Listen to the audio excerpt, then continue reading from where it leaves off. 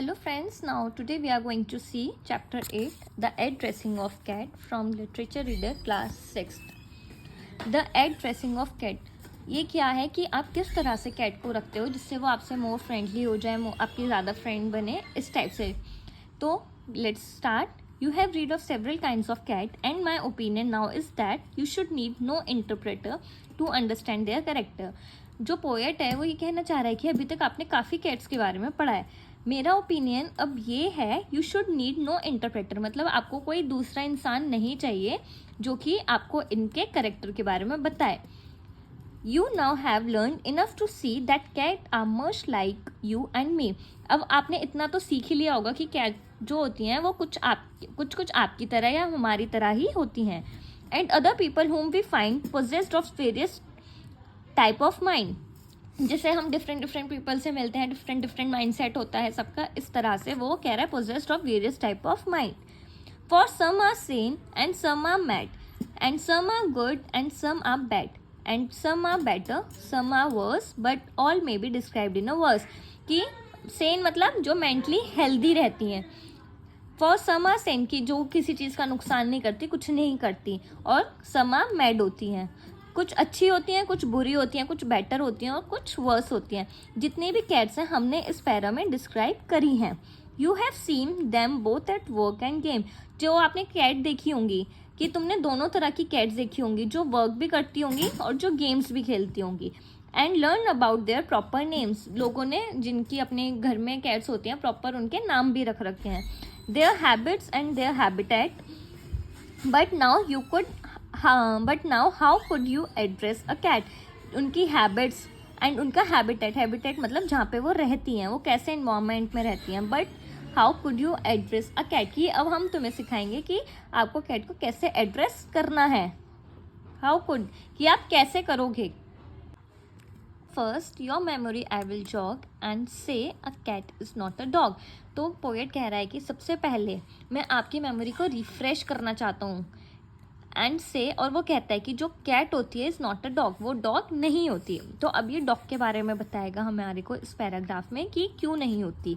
Now dogs pretend they like to fight. जो dogs होते हैं वो हमें ये प्रिटेंड करते हैं कि हमें लड़ाई करना बहुत पसंद है, हम लड़ते हैं बहुत ज़्यादा, मतलब इस तरह से वो प्रिटेंड करते हैं. दे ऑफ्टन बार्क मोर सेल्डम बाइट. और वो क्या करते हैं, वो सिर्फ भौंक के रह जाते हैं. एंड मोर सेल्डम बाइट, और वो है जो बहुत रेयर ही काटते हैं, मतलब बहुत ज़्यादा रेयर ही. But yet a dog is on the whole what you could call a simple soul. कर रहा है कि ऑन द होल, कि बिल्कुल मैं अगर ओवरऑल बताऊं तो जो डॉग होते हैं वो बहुत सिंपल सोल होते हैं, बहुत स्वीट से बता रहा है पोएट डॉग को. Of course I am not including peaks. वो एक चाइनीज़ डॉग है, उसकी बात कर रहा है. वो कह रहा है कि मैं इन डॉग्स की बात नहीं कर रहा हूँ.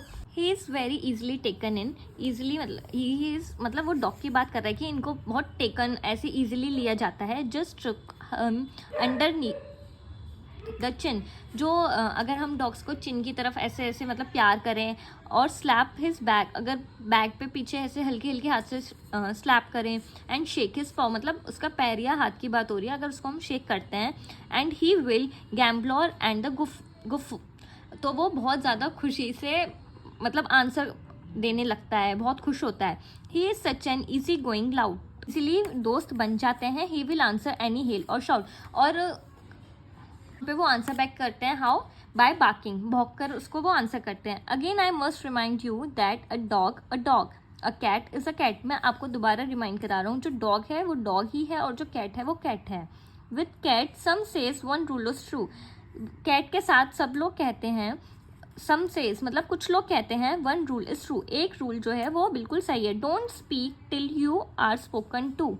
Don't speak till you are spoken to, कि जब तक कैट हमसे बात नहीं करेगी हम कैट से बात नहीं करेंगे. Self I do not hold with that. वो पोएट कह रहा है कि मैं भी इस रूल को एग्री नहीं करता हूँ. मैं कहता हूँ, I say you should address a cat. तुमको कैट को एड्रेस करना चाहिए. But always keep in mind that the resents familiarity.